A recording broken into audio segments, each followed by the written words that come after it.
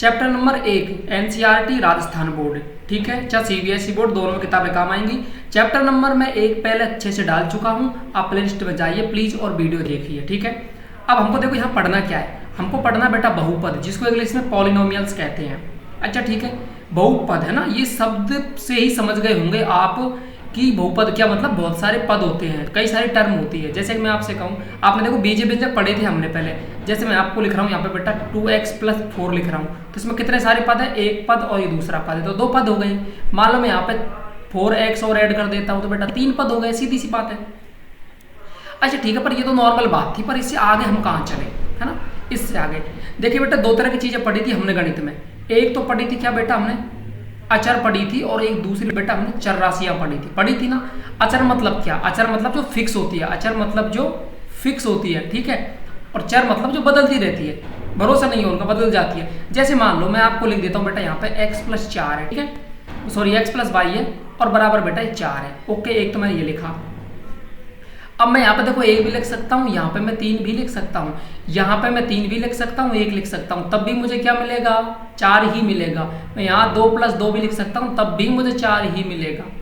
यानी कि इन x y z का भरोसा नहीं है, ऐसे कुछ भी हो सकता है, x y z है ना, मतलब 2 तरह की राशि हो गई हमारे पास में, जो फिक्स है, जैसे 4 फिक्स है, या चर राशियाँ होती है, और चर आपकी जो बदलती रहती है।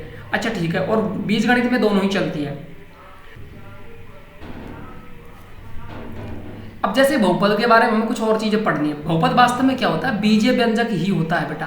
क्या होता है बेटा, आपका बीजीय व्यंजक ही होता है होने को तो, पर उसमें बस एक ही फर्क है, वो क्या है, घात पूर्णांक में होनी चाहिए बेटा। घात क्या होनी चाहिए, पूर्णांक। पूर्णांक मतलब क्या, चाहे वो माइनस में हो भले ही, ठीक है, 2 3 4 5 6 है ना, कुछ भी, मतलब घात पूरी होनी चाहिए। घात ऐसे नहीं होनी चाहिए कि घात में आपके 1.5 आ गए, 0.4 आ गए, ऐसा कुछ आ गया, तो वो सब बहुपद में नहीं होंगी। वो याद रखना, बीजीय व्यंजक तो होगा पर वो बेटा बहुपद नहीं होगा। कैसे, देखिए इस वाले को देखिए आप, इसमें बेटा घात कितनी है इसकी, 2 है, ठीक है भाई। इसमें घातें देखो 3 भी है और 2 भी है, 3 भी है और 2 भी है, पर सबसे बड़ी कौन है बेटा, 3 है। अच्छा ठीक है, इनमें घातें पूर्णांक है ना, इनमें तो घातें बेटा क्या है, पूर्णांक है। अच्छा पूर्णांक है, और इधर देखो ये भाई दोनों, ठीक है बेटा, पूर्णांक नहीं है 1/2, और एक √3 है, ये भी पूर्णांक नहीं है, ठीक है।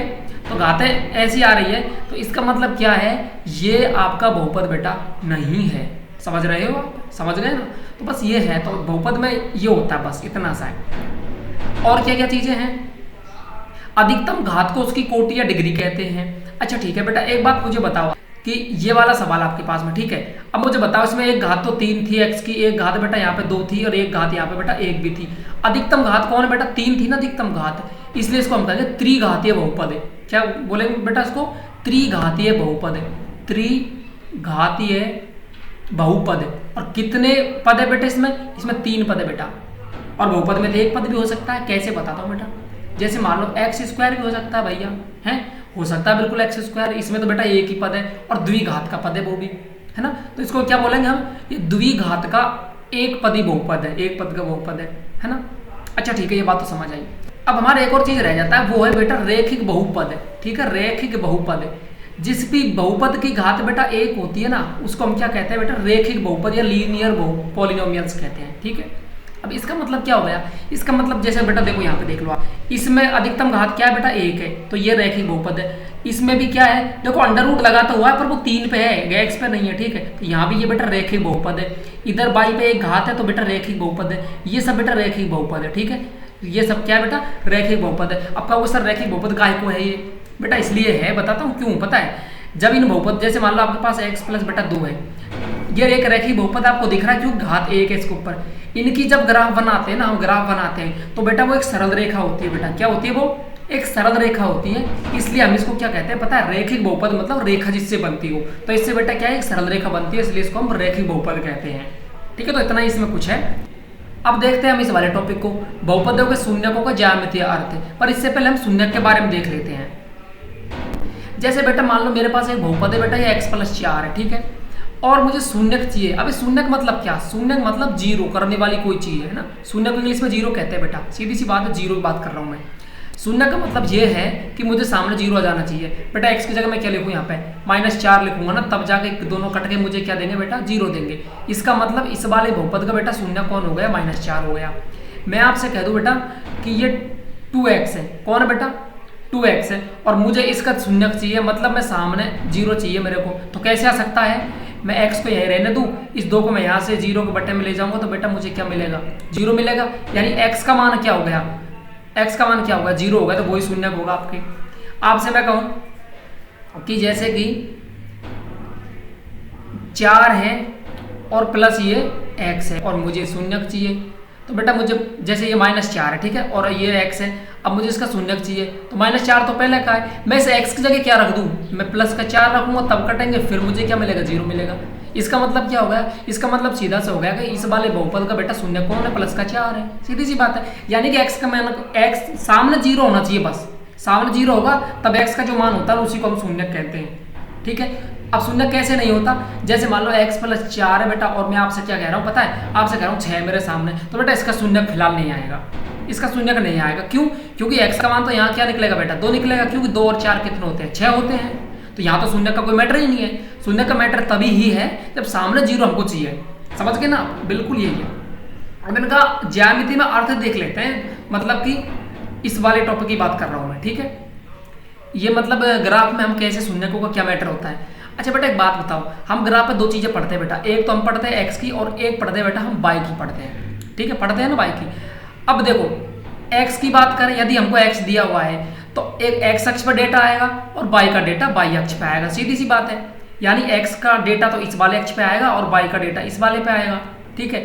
अब कोई भी रेखा बनेगी वो x अक्ष को ध्यान रखो, x अक्ष पे जितनी बार टच होगी ना तो वो x का शून्यक होगा, y अक्ष पे जितनी टच होगी बेटा वो y का शून्यक होगा। अब जैसे मान लो कुछ सवाल ले रहा हूं मैं, और हाँ बेटा इस चैनल को सब्सक्राइब जरूर कर देना टीचर्स वर्ल्ड विद पीके को, और बेल आइकन को दबा देना ताकि जब भी कोई न्यू वीडियो आपको पता चल सके। जैसे आपके पास बेटा ये प्रश्नावली 2.1 है, ठीक है, क्या बोल रहा है, अब ध्यान दो बेटा px मतलब पॉलिनोमियल बहुपद की बात कर रहा है, x की बात कर रहा है, y की बात नहीं कर रहा। y बराबर px का ग्राफ नीचे आकृति 2.10 में दिया हुआ है। अच्छा ठीक है, हमको नीचे का आकृति में वो दिया हुआ सारा, प्रत्येक स्थिति में px के शून्यकों की संख्या बताइए। अब शून्य कितने होते हैं बेटा, एक चीज और ध्यान रखिएगा, जैसे देखो यहाँ पे x + 4 बराबर क्या है बेटा 0, मैं कह दूं x बराबर 4 बराबर 0, ठीक है, x + x की घात 3 2x² बराबर 0, ऐसा कुछ भी है।